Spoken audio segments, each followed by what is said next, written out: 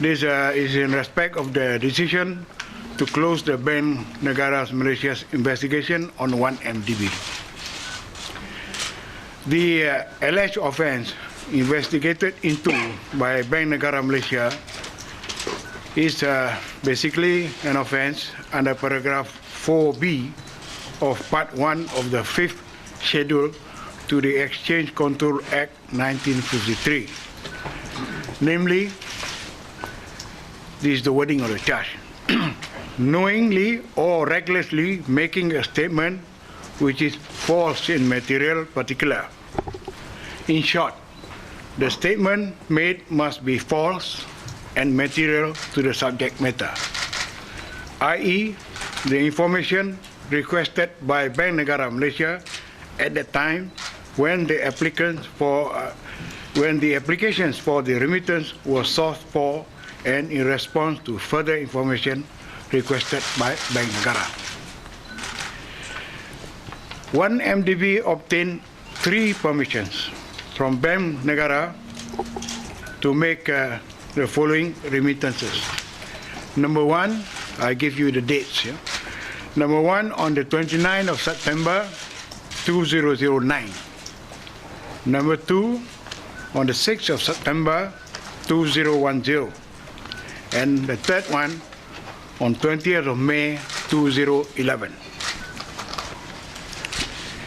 In the course of us going through the investigation papers, we noted that Bank Negara did not take more than 3 days to grant the said permission on all the 3 occasions. It is further noted that the relevant forms, which is known as Form 09A and Form 06B, do not require the applicant to supply the names or names of beneficiary owner or the bank account numbers of the recipients or the manner as to how the funds are to be channeled.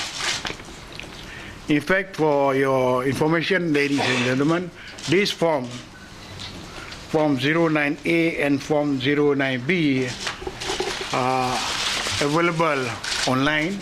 You can download them. It come in a few pages, but it's all very comprehensive and can be easily understood and filled.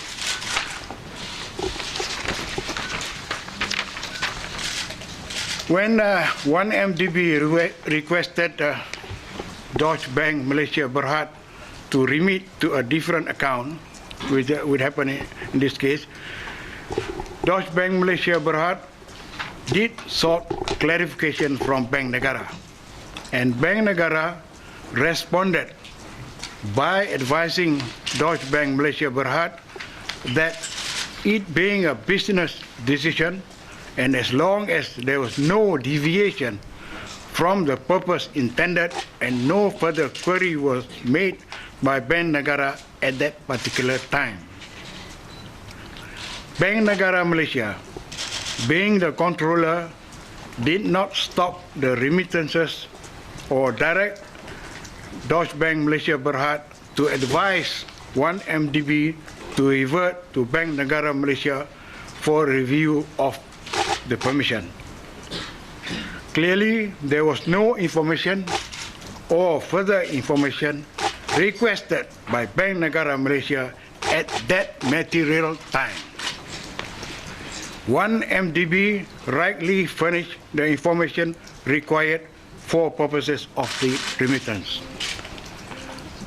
The relevant forms for the remittance in this case did not require, as I've said earlier, the applicant to state the bank account number and the beneficiary of the same or of the same as in ordinary remittances, which would enable Bank Negara Malaysia to go one step further to verify where the funds would end up to. Since there is no such requirement or obligation, the omission on 1MDB official's part to disclose is therefore not an offence under the Act. As far as 1MDB is concerned, all it needs to do is to fill up the relevant forms and respond to the queries, if any, by Bank Negara Malaysia. If Bank Negara Malaysia does not request for certain or specific information, how could 1MDB be faulted as he had filled up the forms as required and responded to the queries made? The officials of 1MDB at that material time, I must emphasize, at that material time, i.e. in year 2009, 2010 and 2011, i.e. during the process of obtaining the permissions, had complied with the directions given, hence the permissions or approval were granted. Until and unless it can be shown that the officials had deliberately or knew or even recklessly provided information that were false in material particulars, they had committed, to our minds, no offence under the Act. The Bank Negara Malaysia, however, as you all know, by the letter dated 1st October 2015, has requested for review of the decision, citing omission on the part of 1MDB, i.e. non-disclosure of certain information. As far as omission is concerned, as I've said, there is no obligation to inform unless requested.